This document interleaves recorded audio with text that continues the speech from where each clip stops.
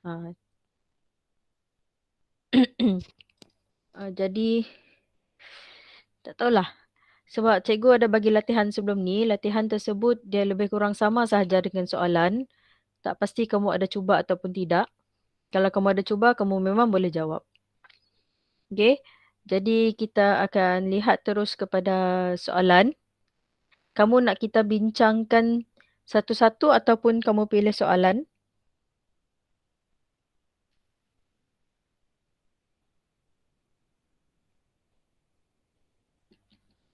Kita akan bincang satu-satu soalan lah. Okey. Okey, kita lihat kepada bahagian A dahulu. Okey, untuk soalan 1. Manakah yang berikut merupakan persamaan linear dalam satu pemboleh ubah? Okey, kalau kamu tak nak cakap, kamu boleh chat di ruang mesej ya. Manakah yang berikut merupakan persamaan linear dengan satu pemboleh ubah? Satu pemboleh ubah ni bermaksud dia cuma ada satu huruf sahaja dalam persamaan tersebut. Okey, kalau kita lihat A, kita ada B dan C. Maka A ni bukan pemboleh ubah dengan satu persamaan linear dengan satu pemboleh ubah. Untuk B, Y dia di sini adalah kuasa 2. Y kuasa 2 bermaksud Y darab Y. Okey, mana pen cikgu?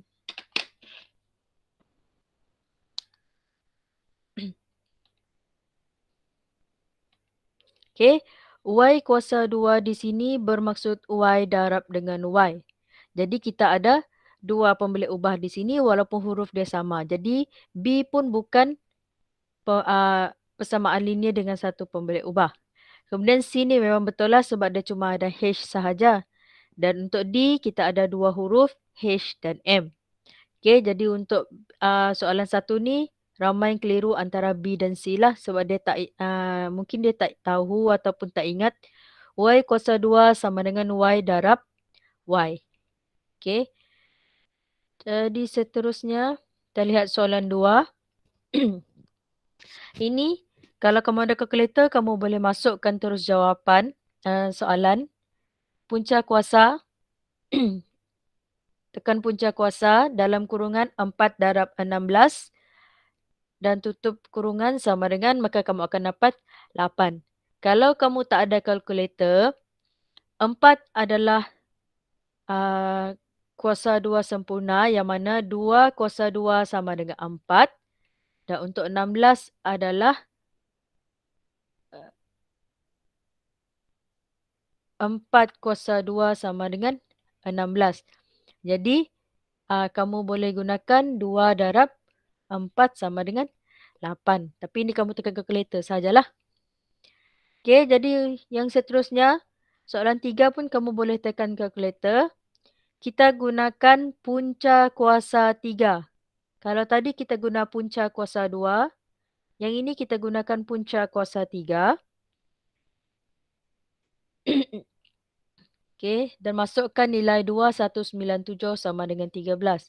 Cikgu hairan kenapa soalan 2 dan soalan 3 ni kamu boleh salah jawab.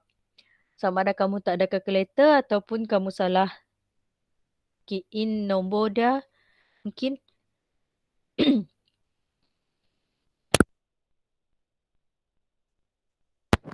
Okey. Jadi untuk soalan 4, rajah 1 menunjukkan beberapa faktor bagi 54. Okey. Kenal pasti 3 lagi faktor 54. Faktor ni apa? Faktor bila kamu darabkan faktor kalau kamu bahagikan dengan nombor tersebut dia tidak mempunyai baki. Okey. Macam mana kita nak cari faktor bagi 5? 54 bahagi 1 dapat 54. 54 bahagi 2 sama dengan 54 bahagi 2 sama dengan 27.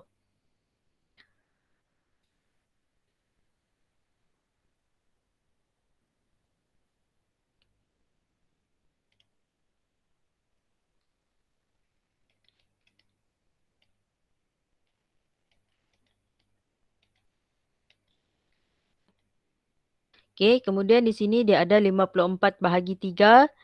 Kita akan dapat 18. Okey. Kita tulis nombor yang tak adalah saja. 54 bahagi 4. Kita akan dapat 13.5. Okey, mana ini bukan nombor bulat. Jadi 4 ni bukan faktor bagi 54 lah. Dan ini kalau kertas 2. Kamu akan kira satu-satu.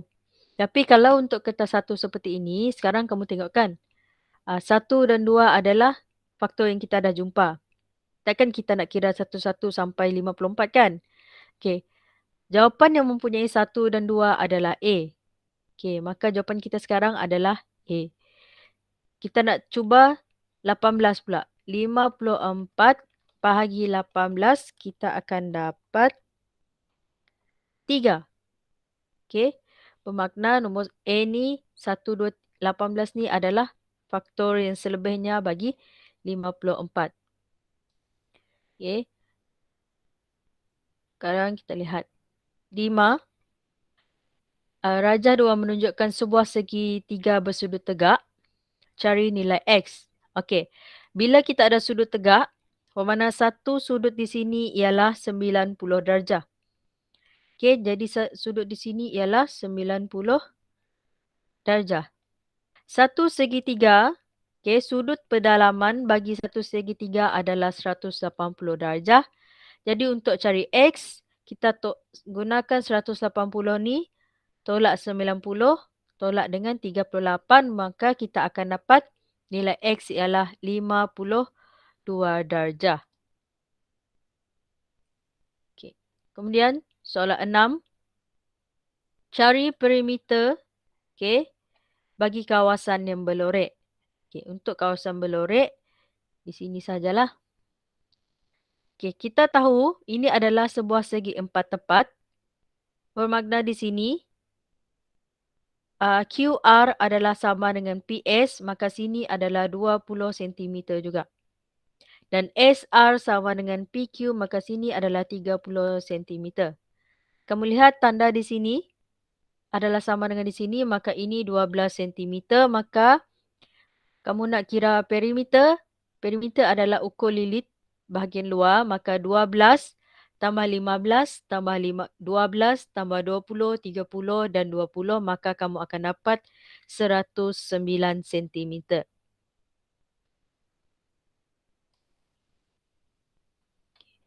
Kita lihat soalan 7. Rajah 4 PQR ialah garis lurus. Sekarang kita minta cari nilai X. Okey, sekarang kita ada 1, 2, 3, 4, 5X, bukan? Okey, maknanya sini nilai dia mesti akan samalah nanti.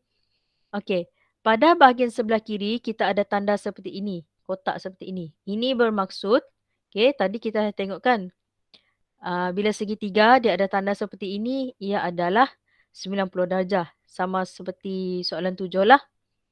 Jadi bahagian Q ni, sebelah kiri adalah 90 darjah. Maka selebihnya sini adalah 90 darjah. Macam mana kamu boleh tahu? Satu garis lurus, sudut dia adalah 180 darjah. Satu bulatan adalah 360 darjah. Okay, jadi untuk di sini separuh bulatan iaitu satu garis lurus seperti ini, dia adalah 180 darjah. Jadi bila sini 90, maka di sini akan jadi 180 darjah tolak 90 darjah sama dengan 90 darjah. Kita ada 5X. 5X bersamaan dengan 90 darjah. Maka untuk mencari X sahaja, kita gunakan 90 bahagikan dengan 5, maka nilai X adalah 18 darjah. Okay. Dan untuk soalan 8, susunan bacaan suhu mengikut tertib menaik. Okey, untuk tertib menaik. Untuk ini, makin besar nombor negatif, makin kecil sesuatu nombor tersebut. Makin besar nombor positif, makin besar nombor bulat tersebut. Okey, jadi kalau ini, nombor paling besar nombor negatif ialah negatif 8 darjah Celsius. Okey, diikuti dengan -6, kemudian 0, 2, 4. Semua nombor negatif mesti di belakang kosong dan positif mesti di hadapan kosong. Jadi jawapan nombor 8 adalah A. Kita lihat nombor 9. Dalam rajah 5, tinggi bagi segitiga ialah 15 sentimeter dan titik C adalah titik tengah BD. Okey. C adalah titik tengah BD bermakna BC 6, CD juga 6. Cari luas dalam sentimeter kuasa 2 kawasan yang berlorek. Selagi dia segitiga, rumus yang kita akan guna adalah 1/2 darab tapak darab ini tapak darab tinggi. Okey. Jadi 1/2 tapak dia adalah, okey, dia cuma nak kawasan berlorek. Maknanya kita akan lihat kepada BC sahajalah. Jadi 6 dan 15 adalah tinggi. Okey. 19 di sini adalah dia punya hypotenuse, bahagian yang melengkung. Jadi, untuk kira luas segitiga, kita kira 1/2 darab 15 darab 6, maka kita akan dapat 45 cm kuasa 2. Okey. Okey, ini adalah yang cikgu baru ajar sebelum ni. Antara berikut yang manakah merupakan data kategori? Data kategori ni dia tak ada nombor dan dia tak boleh dikira satu-satu. Okey, kita lihat A, bilangan meja di dalam sebuah kelas. Kita boleh kira 1 meja, 2 meja dan seterusnya. Saiz kasut pun kita boleh kira. Saiz 7, saiz 8, 37, 34. Okey. Kemudian jenis kumpulan darah. Kumpulan darah kita cuma ada A, B, O dan AB. Jadi C ni adalah data kategori lah. Dan D, jualan rumah bagi sebuah syarikat pengurusan hartanah. Harga rumah A boleh jadi 10,000. 100,000. B jadi 300,000. Jadi dia ada nombor di sana. Jadi C adalah data kategori dan A, B, D adalah data numerik. Okey, tolong ingat data numerik ada nombor, data kategori tidak ada nombor. Okey, kita akan teruskan kepada bahagian B. Okey, rajah 6 menunjukkan satu kaedah untuk mencari faktor sepunya terbesar dan gandaan sepunya terkecil bagi 16 dan 24. Okey, padankan jawapan yang betul. Okey, kalau untuk faktor sepunya terbesar, kita akan gunakan sehingga di tepi ini saja. Gambar rajah ni dia dah bagi kamu jawapan sebenarnya. Jadi FSTB, okey, dia akan gunakan 2 darab 2 darab 2 sama dengan 8. Maka faktor sepunya terbesar bagi 16 dan 24 adalah 8.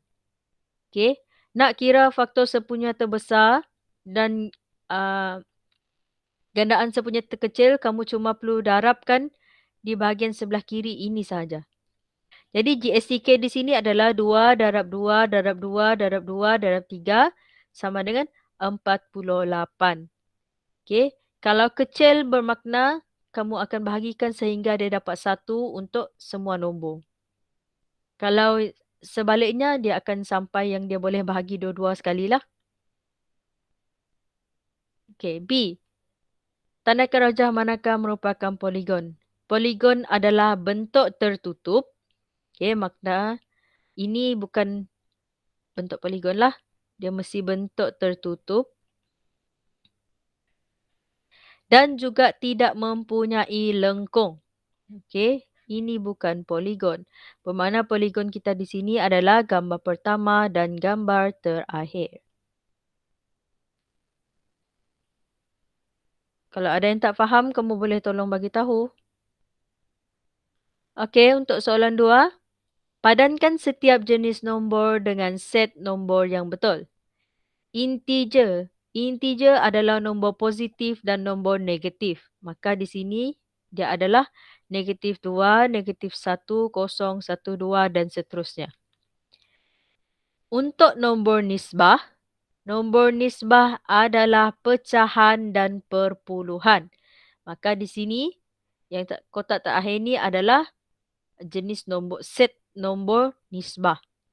Dan nombor bulat, nombor yang tidak ada pecahan, tidak ada perpuluhan, tidak ada positif negatif. Dia nombor bulat sahaja dan ianya dimulakan dengan kosong.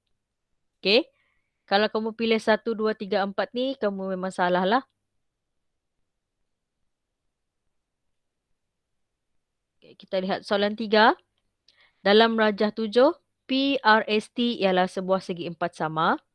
PRST dan PQUT ialah sebuah trapezium. Isi petak kosong dengan jawapan yang betul untuk mencari perimeter kawasan berlorek. Okey.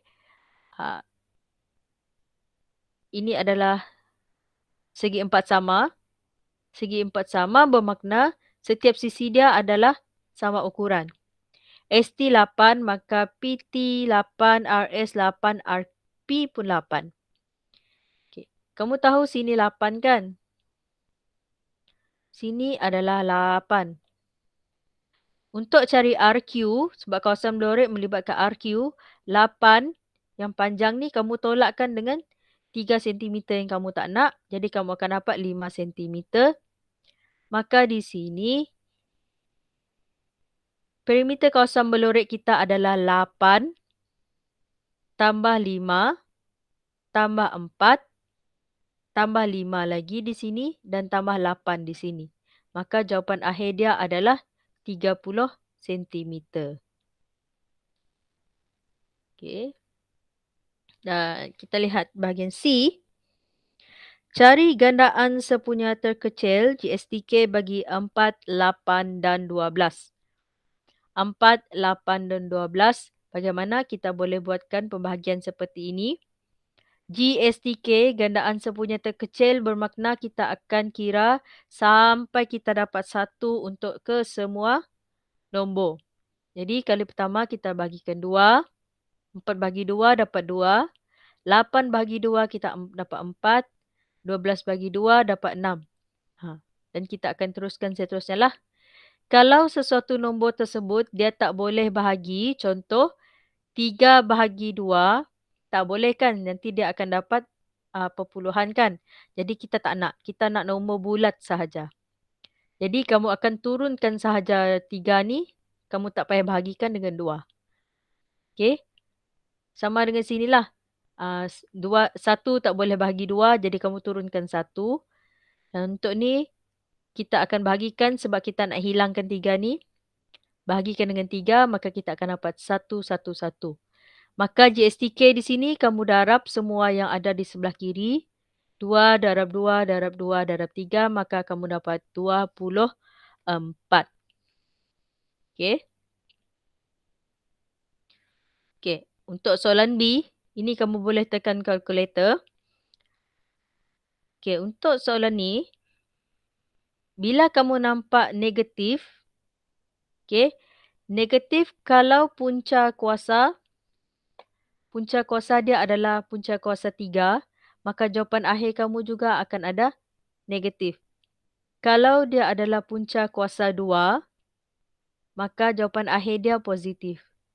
Kalau kamu tekan kalkulator, kamu tekan CALC. Cikgu tak boleh buka kalkulator sekarang.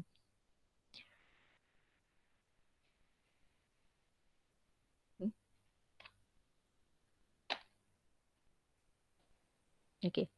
Contoh ini adalah punca kuasa 3, maka shift punca kuasa, okey, dia ada 3. Nak letak kurungan, okey, bila kita melibatkan punca kuasa ni kita perlukan kurungan Negatif 0.729 tutup kurungan. Kalau kamu tekan sama dengan, kamu akan dapat negatif 0.9. Okey, untuk jawapan ini. Untuk soalan B, kamu masih boleh terus kamu tengok markah. Kalau markah dia 1 bermakna kamu boleh terus tekan kalkulator. Okey, sama juga dengan soalan 2. Punca kuasa 3 bagi nombor negatif 216 adalah negatif 6. Okey, untuk soalan 3 dia ada 2 markah bermakna kamu kena buat satu-satulah. Pertama sekali kamu selesaikan dahulu satu-satu. 3 kuasa 2 adalah 9. Punca kuasa 3 bagi negatif 125 adalah negatif 5. Okey, jadi 9 tambah negatif 5, dia akan jadi 9 tolak 5. Atau tekan kalkulator, kamu akan dapat 4. Okey. Dan untuk C, selesaikan persamaan linear serentak berikut. Okey. Persamaan pertama kita adalah P tolak 3Q sama dengan negatif 5. Tolong hati-hati dengan nombor negatif. Kalau soalan bagi negatif, jangan tinggalkan negatif. Persamaan kedua kita adalah 7P tolak 5Q sama dengan negatif 19. Okey. Untuk ini, ada 2 cara. Sama ada kamu buat penambahan atau penolakan persamaan ataupun penggantian. Kalau ini cikgu buat ni adalah penggantian. Jadi, menggunakan persamaan 1, cikgu ubah dia menjadi persamaan 3, iaitu negatif 5 tambah 3Q. Macam mana cikgu dapat? Cikgu pindahkan negatif 3Q ni ke sebelah kanan. Sebelah kiri dia negatif, sebelah kanan dia jadi positif. Okey. Kemudian cikgu akan masukkan persamaan 3 ni ke dalam persamaan 2. Okey, jangan masuk persamaan 1 sebab ini asal dia dari 1. Jangan masukkan dia balik ke dalam 1.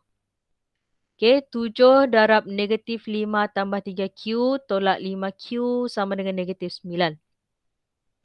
Kembangkan kurungan. 7 darab negatif 5, kita dapat negatif 35. Dan 7 darab 3Q, okey, 7 darab 3Q, kita dapat 21Q. Kemudian negatif 5Q ni seperti biasalah bawa turun dan negatif 19 pun sama, kekalkan. Okey, kalau pendarapan sahaja, kamu boleh darab terus kepada nombor-nombor yang ada. Contoh 7 darab 3Q tadi. Tapi kalau untuk tambah tolak, okey, tambah tolak, kamu cuma boleh tambah nombor yang sama ataupun yang mempunyai pemboleh ubah yang sama. Contoh di sini 21Q boleh tolak dengan 5Q. Tapi dia tak boleh tolak dengan 35. Okey, 21Q tolak 5Q sama dengan 16Q. Sekarang ni negatif 35 ni dipindahkan ke sebelah kanan. Sebab sini dia ada negatif 19. Okey, negatif pindah jadi positif. Negatif 19 tambah 35 akan dapat 16. Okey, kita cuma nak cari Q. Jadi 16Q ni kita jadikan dia Q sahaja bahagi 16. Sebelah kanan pun bahagi 16. Maka nilai Q kita adalah 1. Okey, bila dah jumpa Q sama dengan 1, kita masukkan ke dalam.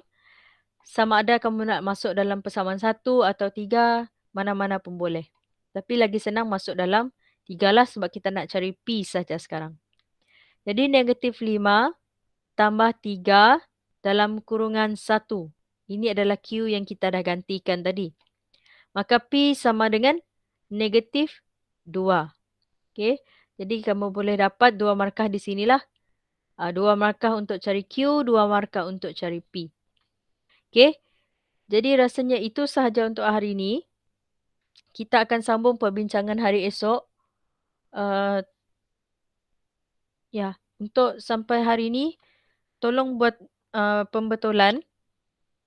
Manalah tahu cikgu nak bagi markah lebih ke kalau kamu buat pembetulan. Okey.